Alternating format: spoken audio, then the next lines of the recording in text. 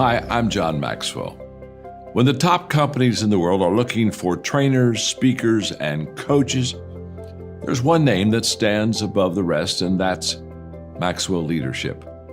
Our certified team members have gotten proven results for companies all over the globe, and our reputation, I'm proud to say, is second to none.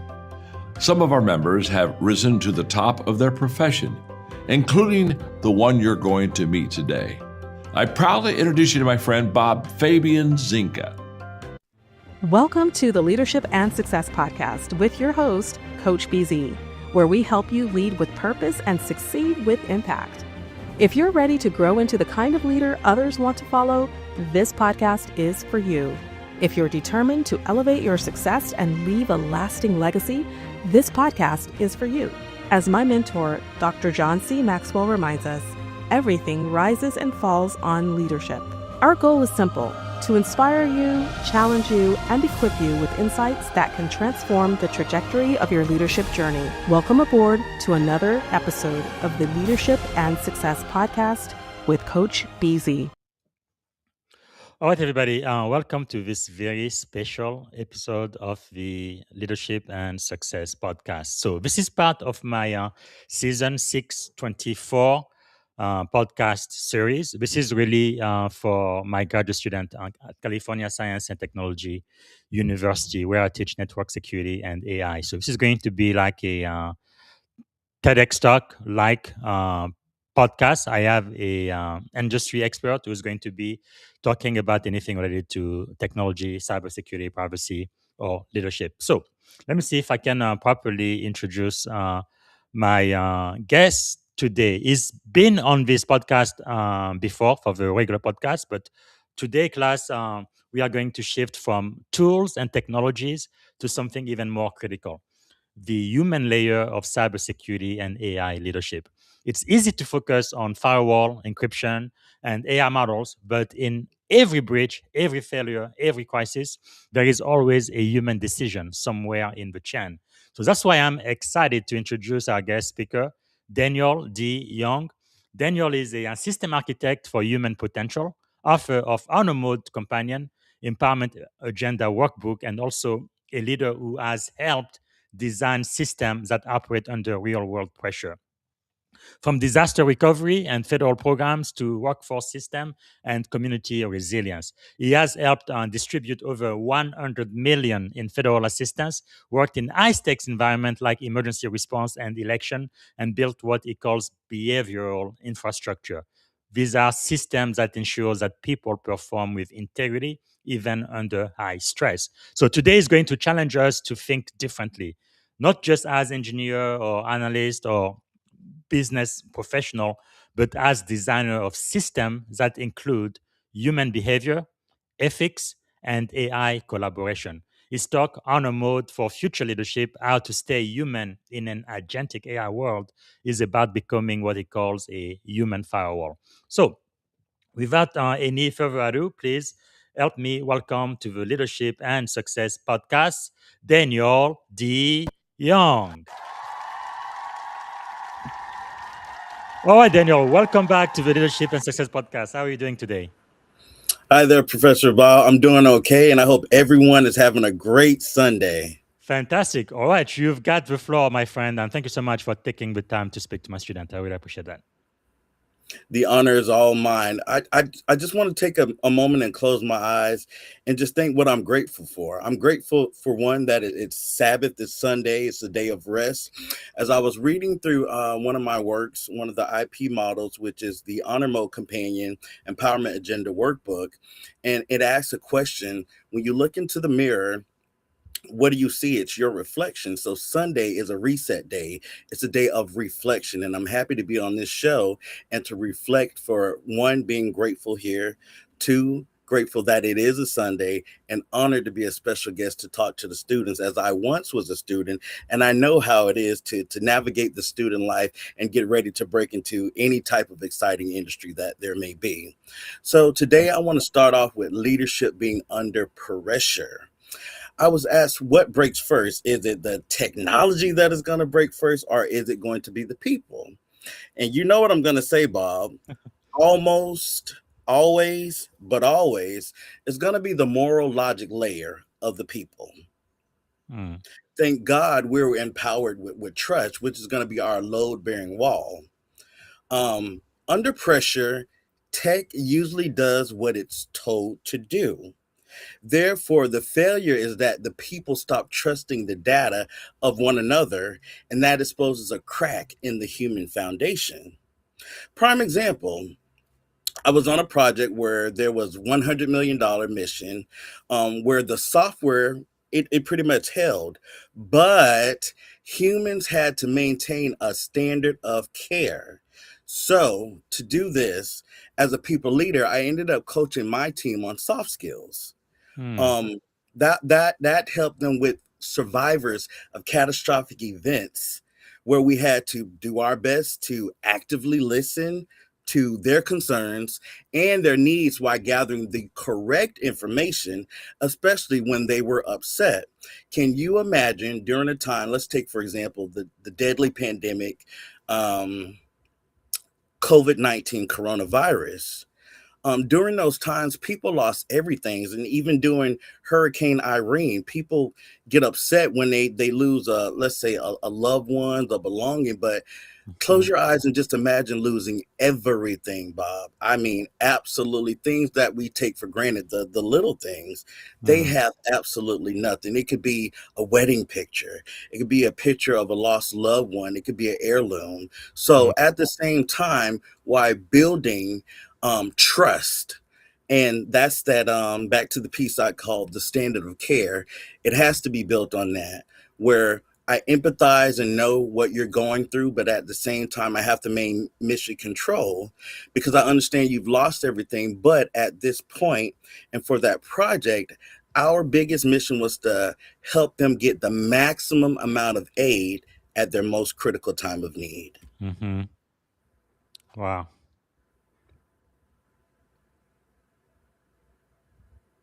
Right. So the next thing I want to go over is what failure looks like at the human layer. For honor mode, it looks like a system breach caused by silence. We must use courage, the type that's grit under pressure. Look at it like this, not just as a hack, it's someone seeing a glitch and be able to um too afraid to speak, or even too exhausted. And that's what we call in honor mode the exhaustion gap. And because of that exhaustion gap, there's a fear of consequences that end up opening that door.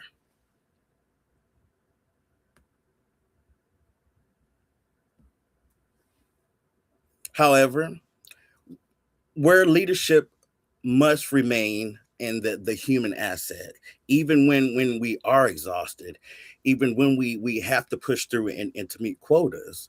Therefore, there's what we call the grace protocol and wisdom. You know all about wisdom, Bob. We talk about that on your show a lot with Proverbs using ancient wisdom. Mhm. um, a part of wisdom, you get an understanding of healing, and a part of healing is the foundation of restoring.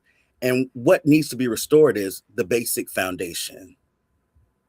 AI can optimize, but it cannot heal trust. It cannot own a breach.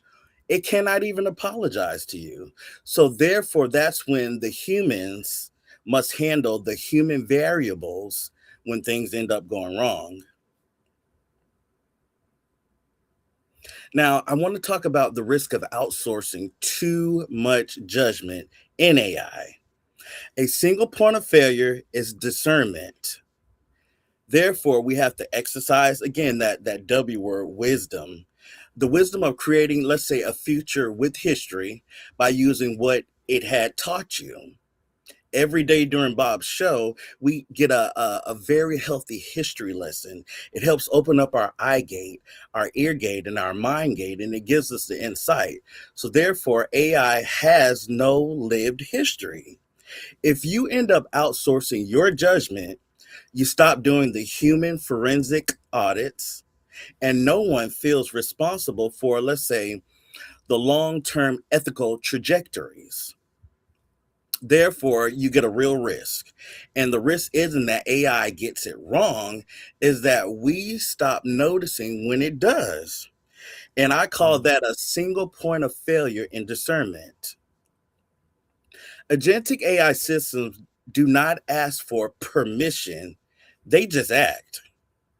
And when humans stop doing what I call human forensic audits, the moment where you actually review the why behind the decision, nobody owns the ethical trajectory anymore.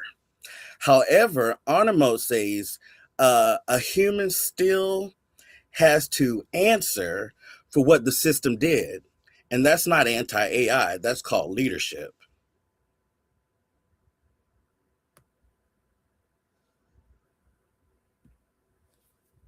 One honor mode principle for a new SOC analyst, I definitely want to go over with you guys.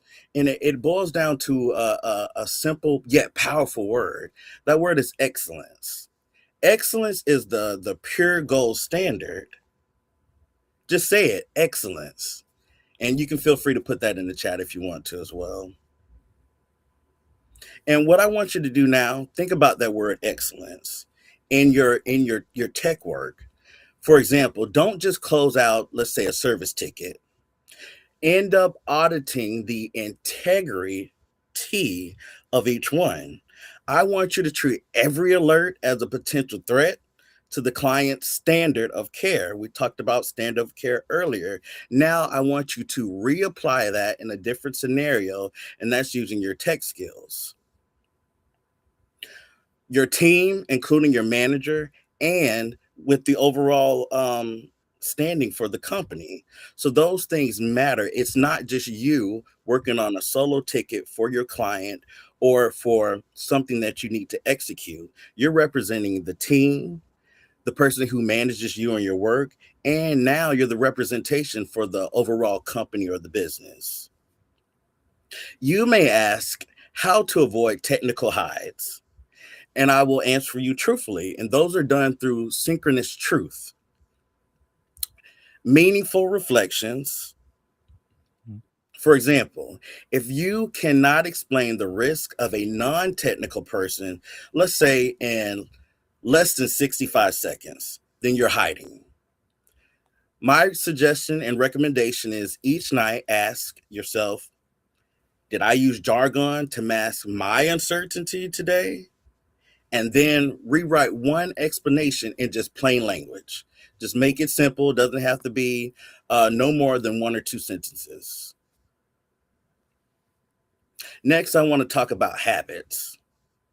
One habit in particular for the next 7 days. And I want you to do an exercise, actually, and this will assist with the habits. It's a 7-day forensic audit on guess who? That is correct, yourself. Start with intentional planning. I want you to spend at least 7 to 10 minutes every single night auditing the decisions that you make against your actual principles. That would allow you to find one logic glitch, and then from there, you'll end up designing a simple patch made for your tomorrow. So that way you don't go to bed upset. We're not wrecking our minds and brains as soon as we jump out of the bed, looking at our to-do list or running through, like most people do, their text messages and their emails as well. Next, I want to talk about leadership. In today's leadership, there are huge gaps in leaderships. One of the biggest leadership gaps that I see in the next generation actually is the alignment gap that I talked about earlier. Therefore, we bring in legacy structures that are going to outlast the actual architect. Many can code, however, fewer can clock build systems that end up aligning with your code, your actual people, the organization's policies, and the ethics that are going to protect humanity and not just the data at hand. I want you to understand that honor mode reframes the actual human role from operator to auditor, and these are things that are done with authority. It's not done in a passive voice or sound. Another thing that I want to go back and discuss with the agentic AI while it's on my mind is the risk factor and the honor mode responsible single point of failure in the discernment, because we want to build redundant human checkpoints. Even through my talks today with you, even through the assignment you have for your one habit forensic audit for the next 7 days, during your audits, during your checkpoints, during the agentic AI failures, you want to build redundant human checkpoints. Therefore, you will never let one system be the only voice. Hmm. Because, again, with AI, there's no lived history. And it's going to require leaders to document why they accepted an override on an AI recommendation. So that record becomes institutional wisdom. And therefore, again, your forensic audits, they may disappear, but they make the human forensic audits a non-negotiable governance ritual, not as optional review. Therefore, no ethical trajectory ownership will be assigned a named human who is accountable for, let's say, the long-term ethical drift of every AI-assisted system that they end up touching.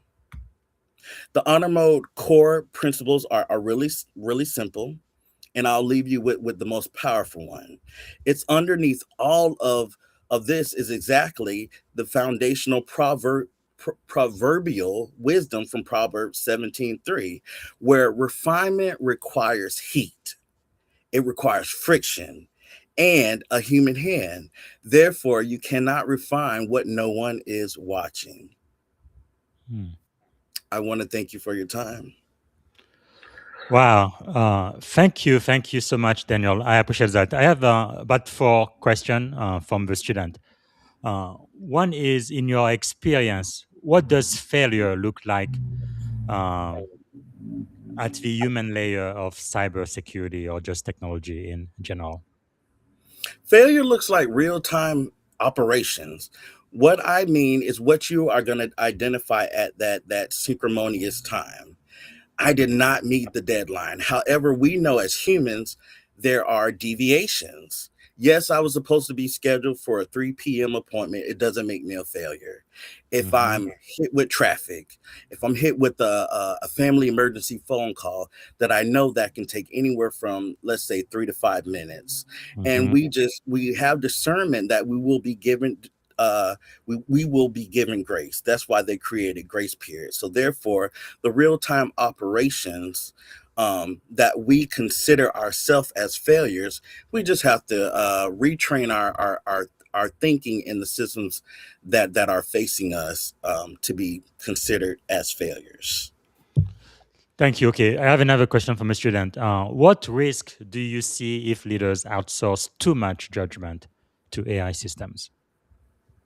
Building a large workforce that they're not able to handle. If you are ending up again outsourcing, let's say to any foreign country, Mhm. whatever outsource may be, the assignment may be too huge for you to place yourself through the as the human intercessor when the intercession is needed at several different checkpoints of the project or process, if that makes any sense. Yes. You have to outsource a project that you know you're able to pretty much mandate.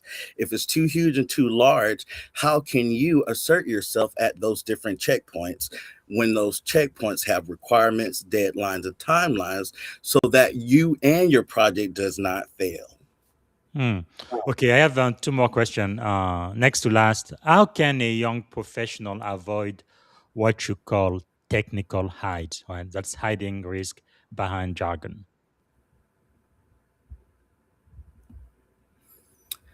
I would tell them to have a conversation as if they were speaking to a grandmother. A grandmother knows none of these terminologies that we know as tech people, industry leaders. None of that. Have a brief conversation. Let it take 60 seconds, and say out loud to yourself, "Hey, would Grandma understand this, or do we need to revisit our own verbiage and reconstruct the jargon, translate it from jargon to layman terms?" Wow. All right. And the very last question is where do you see the biggest leadership gap in the next generation of cyber and AI professional? Not enough. Not enough human intervention where humans are going to be able to override the AI recommendations. We have to hold ourselves in accordance, and we have to hold ourselves accountable to make sure that we are in position with those checkpoints again, so that when the overridden permissions need to be written for the AI recommendation, then that record becomes the on the human default.